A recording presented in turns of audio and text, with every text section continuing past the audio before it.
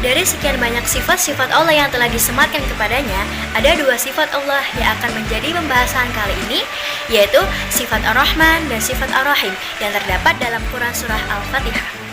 Sebelum masuk ke penjelasan berikutnya, bagaimana sih rahmat Allah itu turun? Dahulu, ada seseorang yang bermimpi bertemu Imam Asyibli setelah wafat. Siapa sih Imam Asyibli itu? Beliau adalah seorang laki-laki dari golongan orang-orang saleh. Lalu ditanya, "Wahai Imam, apa yang Allah perbuat kepadamu?" Imam Asyibli menjawab, "Allah berikan rahmat dan ampunannya kepadaku. Namun, ketika aku dihadapkan kepadanya, Allah bertanya kepadaku, 'Wahai Abu Bakar, tahukah kamu kenapa aku berikan rahmat serta ampunanku padamu?' Lalu aku menjawab, 'Apakah karena amal solehku?' Dia berkata, 'Tidak.' 'Apakah keikhlasanku dalam ibadah?' Dia menjawab, 'Tidak.'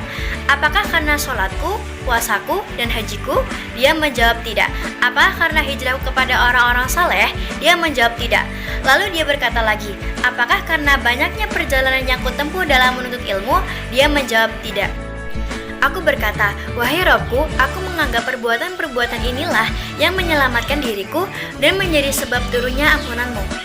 Allah berkata kepadanya, 'Wahai Abu Bakar, ingatkah kamu di suatu malam saat kamu berada di suatu malam di sebuah lorong di Baghdad, ketika kamu melihat seekor kucing kecil yang sedang menahan sakitnya rasa dingin? Kucing itu menepi dari satu dinding ke dinding yang lainnya, berlindung dari rasa dingin dan salju.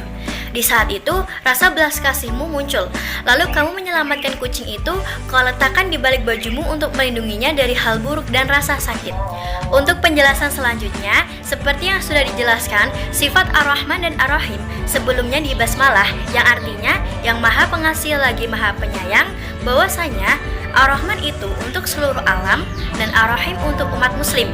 Dapat pula dipahami dari urutan kata Ar-Rahman, Ar-Rahim, bahwa penjagaan, pemeliharaan, dan asuhan Allah terhadap seluruh alam bukanlah karena mengharapkan sesuatu dari alam itu, tetapi semata-mata karena rahmat dan kasih sayangnya. Oleh karena itu, M. Quraish Shihab mengingatkan, setiap kali seorang hamba mengucapkan kata sifat Ar-Rahman dan Ar-Rahim, jiwanya akan diisi oleh Allah dengan limpahan rahmat dan kasih sayangnya, dan di saat itu pula, rahmat dan kasih sayangnya akan terpancar dalam bentuk aktivitas-aktivitas yang dilakukan.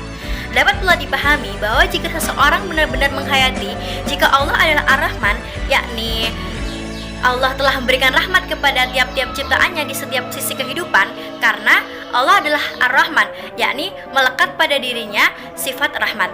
Jika seseorang menghayati kedua sifat ini, maka pribadi dari seseorang ini akan terus berupaya agar dapat mencerminkan kedua sifat ini dalam pribadinya.